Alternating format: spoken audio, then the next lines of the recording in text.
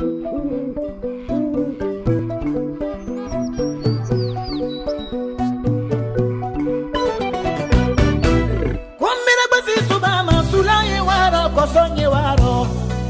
koronya mo be kono madene toroyala Oko basayo yabana manyewa Oko basayo yabana manyewa Oko basayo yabana manyewa Oko basayo yabana manyewa Ambolinke nyewa senero ambolinke lagine kalu kwanyewa senero. Les activités du projet Agriculture familiale, résilience et marché en Haute-et-Moyenne-Guinée ont été relancées le 18 avril 2024 à travers un arrêté de son Excellence, Monsieur le ministre de l'Agriculture et de l'Élevage, Monsieur Félix Lama. Dès son installation, le nouveau coordinateur du projet a pris d'importantes initiatives allant dans le sens de la réorganisation du travail, entre autres la planification et le suivi des activités, la remobilisation des entreprises et partenaires de mise en œuvre. C'est dans ce contexte que la 8e session du comité de pilotage s'est tenue au siège du projet le vendredi 31 mai 2024 à la suite d'une mission d'appui du FIDA. Au cours du dit comité, les membres statutaires étatiques et non étatiques ont respectivement examiné et validé le niveau de mise en œuvre des dernières recommandations, le rapport d'activité du PTBA 2023 ainsi que le projet de PTBA 2024.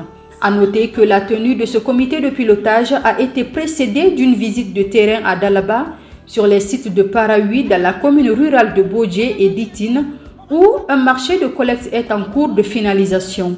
Sur ces deux sites, les membres du comité de pilotage et la mission d'appui ont eu la possibilité d'apprécier les premières activités réalisées dans la zone.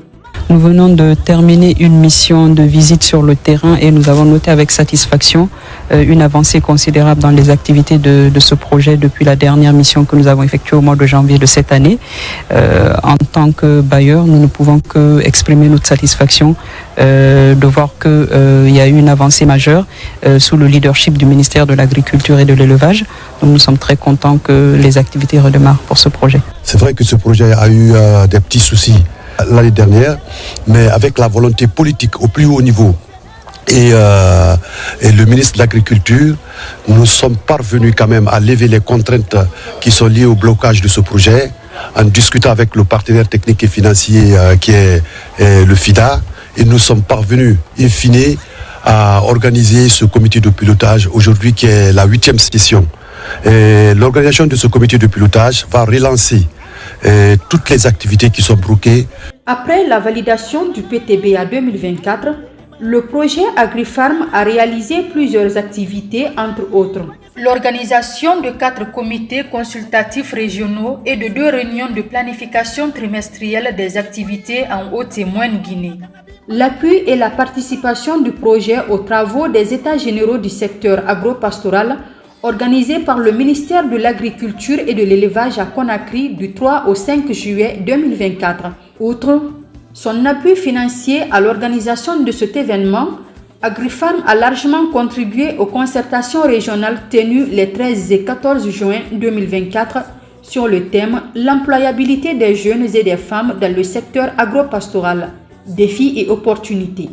L'appui à la productivité agricole par la mise en place des champs-écoles paysans et la mise à disposition d'engrais certifiés par la Direction nationale de l'agriculture.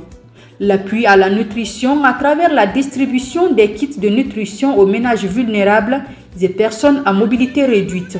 La visite des réalisations du projet en Moyenne-Guinée par les autorités du ministère de l'Agriculture et de l'Élevage lors de l'Agro-Tour 2024.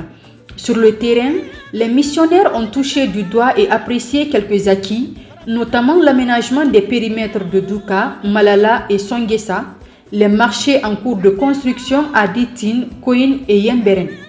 La relance du processus de financement des micro-entreprises agricoles et rurales à travers une série d'ateliers de mise en relation des MEAR et les IMF dans les régions de Mamou, Labé et Kanka.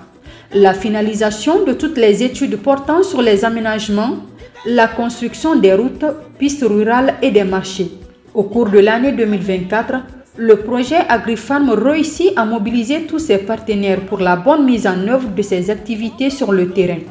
Des champs écoles paysans en pleine réussite en Haute et Moyenne Guinée. AgriFarm, c'est aussi le recrutement de 3 ONG dans le cadre de l'aménagement des bassins versants qui a permis de réaliser des diagnostics communautaires participatifs au cours de l'année 2024. Des producteurs formés sur la technique de préparation et de fabrication du compost de 21 jours grâce à l'expertise du Service national de promotion rurale et du Conseil agricole, SERPROCA.